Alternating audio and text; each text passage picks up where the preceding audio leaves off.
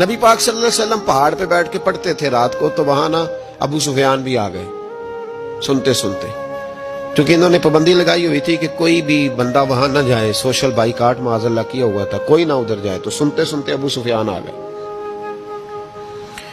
کہتے ہیں حضور قرآن پاک پڑھ رہے تھے تو مجھے لطف بڑا آیا سننے کا، تو وہاں ایک قریب جھاڑی تھی، تو ابو سفیان جھاڑی میں بیٹھ گئے۔ ساری رات نبی پاک نے قرآن پاک پڑھا اور ساری رات انہوں نے سنا۔ ہمیں اتنا ذائقہ بات سن کے بھی تو آنا چاہیے نا۔ کہتے ہیں اب مجھے نہیں پتا تھا کہ اخنس بن شریک بھی کہیں آیا ہوا ہے، اس نے بھی وہی بھی یہ دیکھنے آیا کہ کہیں کوئی وہاں آیا ہوا تو نہیں، وہ بھی کسی کونے میں جھاڑی میں بیٹھ گیا، حضور قرآن پاک کی تلاوت فرماتے رہے، وہ ساری رات سنتا رہا۔ ادھر سے کہیں ابو جال بھی آ گیا، پتھر دل تھا، پر میرے مصطفیٰ قرآن پڑھتے تھے تو کان اس کے بھی کھڑے ہو جایا کرتے، ساری رات تلاوت سنتے رہے، تینوں پکے کافر جھاڑیوں میں بیٹھ کر تلاوت سنتے رہے۔ صبح جب جانے لگے تو ملاقات ہو گئی، تو کدھر آیا تھا؟ اس نے کہا پہلے تو بتا تو کدھر آیا تھا؟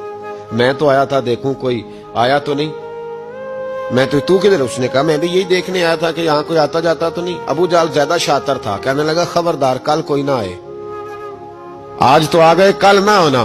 اللہ اکبر۔ لیکن جہاں دل لگا ہوتا ہے نا وہاں دل کھینچا چلا جاتا ہے، دل جہاں لگ جاتا ہے نا وہاں دل کھینچا چلا جاتا ہے۔ یہ دل کا بھی اپنا ایک معاملہ ہے نا۔ اب لگ گیا تھا قرآن پاک کی تلاوت سے۔ کہتے ہیں رات کو اپنی اپنی چارپائی پہ لیٹے، درد اگرچہ جان گزل ہے، میں کیا کروں میرا دل ہے، غمیش کا اگر نہ ہوتا تو غم روزگار ہوتا، اور وہ مزہ آتش نے کہا تھا، وہ مزہ دیا ہے تڑپ نے کہ میری آرزو ہے یا رب میرے دونوں پہلوؤں میں دل بے قرار ہوتا۔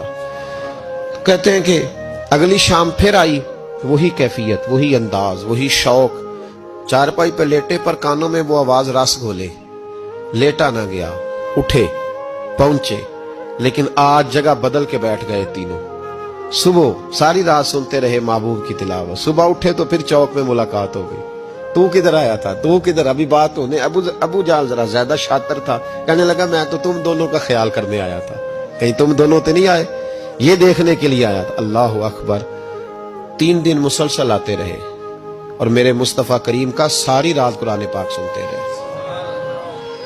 اب اخنس بن شریک کہتے ہیں کہ میں پورا قریب آ گیا، میرا دل کہتا تھا کہ یہ سچے ہیں۔ کہتے ہیں میں نے تیسرے دن مشورہ کیا، میں نے کہا یار پتہ تجھے بھی ہے مجھے بھی ہے کہ نہیں آنا، پر ان کی آواز ایسی ہے، وہاں لذت ایسی ہے، نہیں نہ رہا گیا تجھ سے بھی۔ مان کیوں نہیں جاتا کہ ساری باتیں اپنی جگہ پر ان کی بات کانوں سے ہو کے دل میں اترتی چلی جاتی ہے، مانتا کیوں نہیں؟ اخنس بن شریک کہتے میں پورا قریب آ گیا، پر ابو جال نے مجھے پھر گمراہ کیا، کہنے لگا یار یہیں رہے ہیں، بچپن بھی یہیں گزارا ہے، معاذ اللہ 2 ہاتھ ہیں 2 آنکھیں ہیں، سارا کچھ وہی ہے، کان پٹیاں سفید ہوئی ہیں، تو کہتے میں اللہ کا نبی ہوں معاذ اللہ۔ اس نے وسوسہ اندوزی کی، تو کہتے میں پھر بیک ہو گیا۔ آپ کیوں نہیں اس شخص کو جانتے جو وسوسہ اندوزی کرتا ہے؟ آپ اس جگہ کیسے چلے گئے جہاں وسوسہ اندوزی ہوتی ہے؟ یاد رکھیں اس جگہ جائیں جہاں جانے سے دل صاف ہوتا ہے، جہاں جانے سے دل کا زنگ اترتا ہے، آپ کے وسوسے دور ہوں گے۔